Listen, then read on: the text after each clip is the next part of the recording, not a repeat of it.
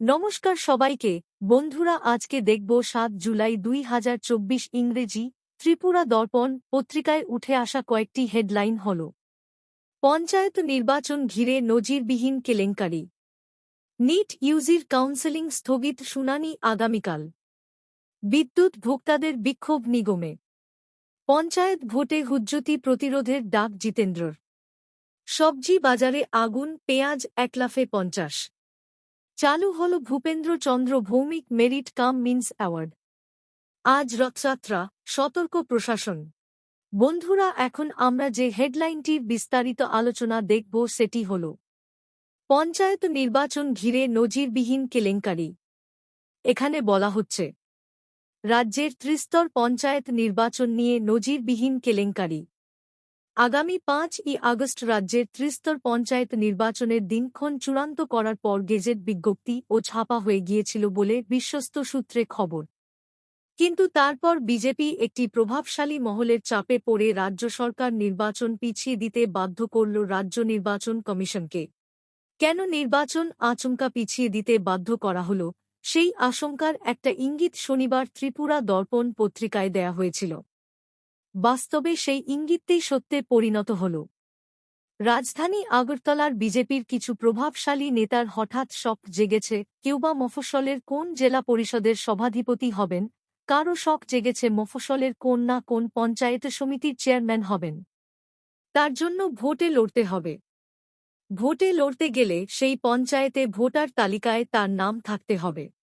কিন্তু সেই প্রভাবশালী নেতাদের নাম এখনও পর্যন্ত সংশ্লিষ্ট পঞ্চায়েতের ভোটার তালিকায় অন্তর্ভুক্তি করা যায়নি বলেই পঞ্চায়েত নির্বাচন আচমকা পিছিয়ে দেওয়া হল, তা শনিবার সচিবালয়ে রাজ্য নির্বাচন কমিশন অফিস সূত্রেই জানা গেছে।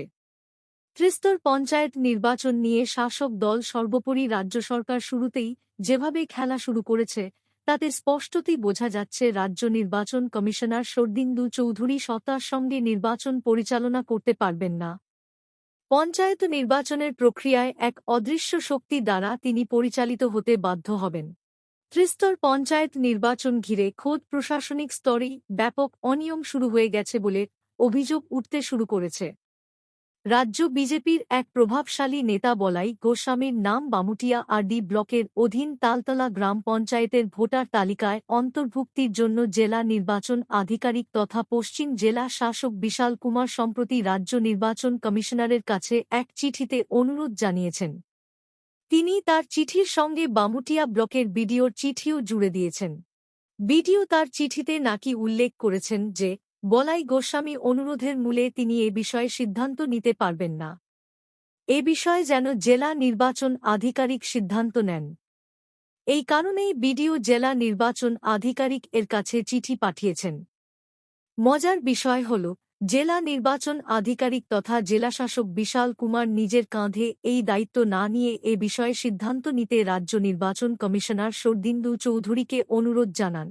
রাজ্য নির্বাচন কমিশনার চটপট চিঠি দিয়ে জেলা শাসককে জানিয়ে দিয়েছেন, ভারতের নির্বাচন কমিশনের অনুমতিক্রমে যদি ওই ব্যক্তির নাম নির্বাচন কমিশনের মূল ভোটার তালিকায় স্থানান্তর হয়ে থাকে, তবে রিটার্নিং অফিসার হিসেবে বিডিও ওই ব্যক্তির নাম পঞ্চায়েত নির্বাচনের চূড়ান্ত ভোটার তালিকায় এখনও অন্তর্ভুক্তি করতে পারবে। বিজেপির ওই নেতার নির্বাচন কমিশনের ভোটের তালিকায় নাম স্থানান্তরের বিষয়টি নিয়ে বিডিও নাকি নিশ্চিত নন। এমন এক নজিরবিহীন কাণ্ডের মধ্যে বিজেপির রাজধানী আগরতলার রামনগরবাসী শখের প্রভাবশালী নেতার নাম পঞ্চায়েতের ভোটার তালিকায় অন্তর্ভুক্তি না হওয়া পর্যন্ত রাজ্য নির্বাচন কমিশনার পঞ্চায়েত নির্বাচনের দিনক্ষণ ঘোষণা করতে পারবেন কিনা তা নিয়ে ফের অনিশ্চয়তা দেখা দিয়েছে। বন্ধুরা, খবর আপাতত এই পর্যন্ত। ভিডিওটি ভালো লাগলে লাইক, শেয়ার, সাবস্ক্রাইব করে আমাদের সঙ্গে থাকুন। ধন্যবাদ সবাইকে ভিডিওটি দেখার জন্য।